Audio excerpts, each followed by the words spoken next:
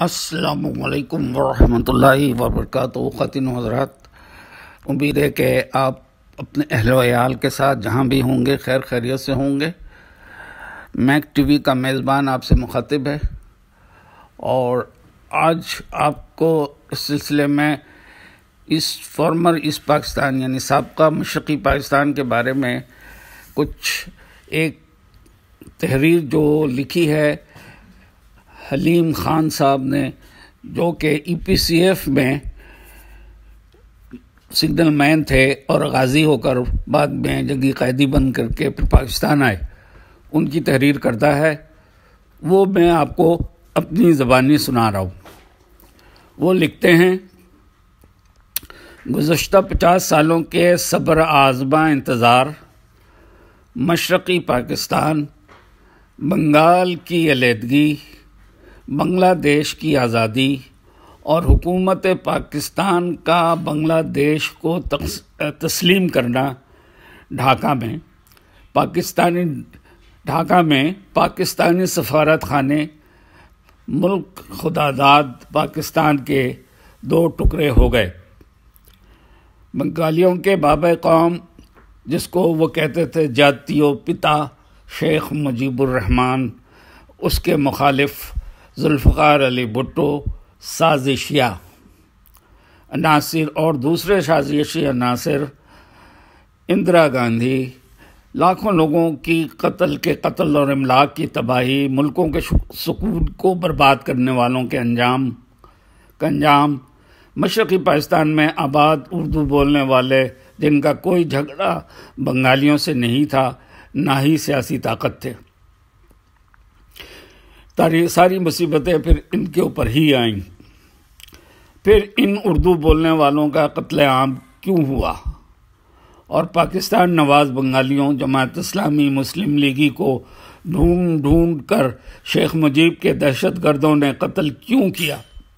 جرم صرف اتنا تھا کہ خود مختاری آزادی چاہیے تھی، لیکن غدار بن کے نہیں، فوجیوں کو قتل کر کے نہیں، کینٹ پر مسلح حملے کر کے نہیں، بھارت کے گود میں بیٹھ کر نہیں۔ یہ آزادی اس طرح نہیں لینی چاہیے تھی۔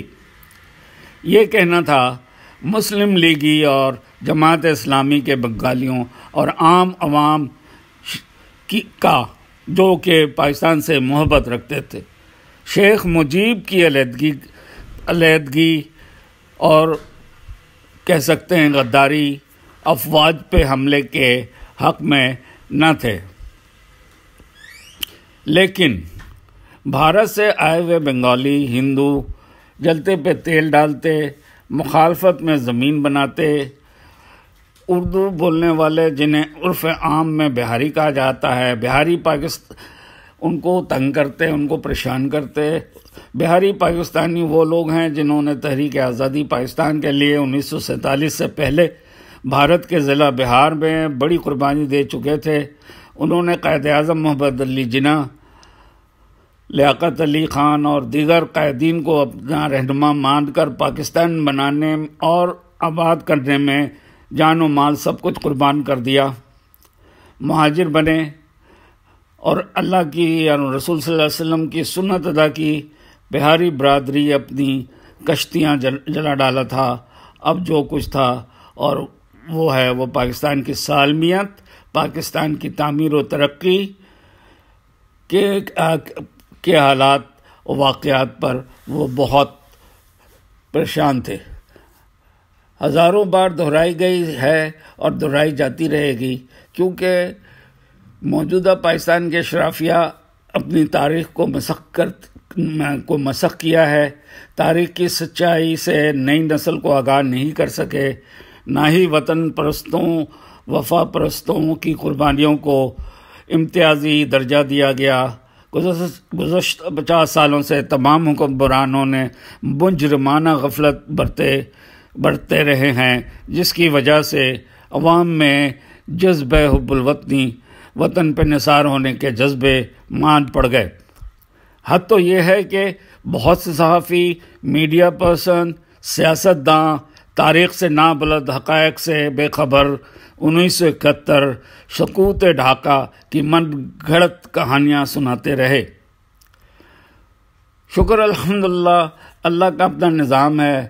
اسی اللہ نے وطن کو بچانے والے بے یار و مددگار پاک افواج کے چند ہزار بنگال کے سپاہی، دلدل میں پھنسے ہوئے فوجیوں کی بروقت مدد اور ساتھ دینے والے asset Pakistan civil arm forces Bihari community نے ان کو اپنی مدد سے کیا اور ان کو سرخرو کیا اپنا خون دے کر۔ ہمارے بہادر پاک افواج کی تاریخ پر نظر رکھنے والی ٹیم AIMH یعنی army institute of military history نے ڈھونڈ تلاش کر کے EPCF بہاری کمیونٹی 1971 کو شناخت دی۔ اب آپ پاک افواج کی اعلیٰ ظرفی دیکھیں۔ جب قوم و ملک اپنے محسنوں کی عزت و تکریم کرتی ہے تو نئی نسل میں وطن نثار ہونے والے نئی کھیپ تیار ہوتی ہے۔ امید ہے کہ نئے آرمی چیف جناب عاصم منیر EPCF بہاری کمیونٹی اور ساتھ ہی جنرل شمشاد صاحب چیف آف کمیٹی کے سربراہ سقوط ڈھاکہ کی تاریخ کے چشمدید گواہوں سے ان کے تجربات حاصل کریں اور ان کی داد رسی کریں، ان EPCF والوں کی جو کہ بہاری کہلاتے ہیں اور اس پاکستان میں ابھی بھی در بدر پھر رہے ہیں۔ اور شناختی کارڈ کا بھی ان کا مسئلہ ہے، ان کو شناختی کارڈ تک ایشو نہیں کیا جا رہا ہے۔ اور جیسا کہ ان سربراہان کو بھی پتہ ہے کہ اس آخری عمر میں ان EPCF کے بوڑھے جوانوں کو کچھ صحت کی سہولت چاہیے، کچھ پاکٹ خرچہ چاہیے اور کچھ ریکگنیشن چاہیے۔ تو اس سلسلے میں ان سے گزارش ہے کہ براہ کرم اس پہ بھی نظر ڈالیں۔ جزاک اللہ خیراً۔ آخر میں آپ تمام لوگوں کا شکریہ ادا کرتا ہوں جنہوں نے یہ ویڈیو دیکھی اور بات سمجھ پائے ہیں۔ تحریر کنندہ حلیم خان، سگنل مین، EPCF مشرقی پاکستان، جنگی قیدی بن کر جو کراچی آئے۔ جزاک اللہ خیراً۔ اللہ آپ لوگوں کو خوش رکھے۔ اللہ حافظ۔ جی خواتین و حضرات، امید ہے کہ آپ کو ویڈیو پسند آئی ہوگی۔ اگر ویڈیو پسند آئی ہے تو اسے لائک کریں، شیئر کریں اور چینل کو سبسکرائب کریں۔ جزاک اللہ خیراً۔ اللہ آپ کا حامی و ناصر ہو۔ ملتے ہیں اگلی ویڈیو میں انشاءاللہ۔ اللہ حافظ۔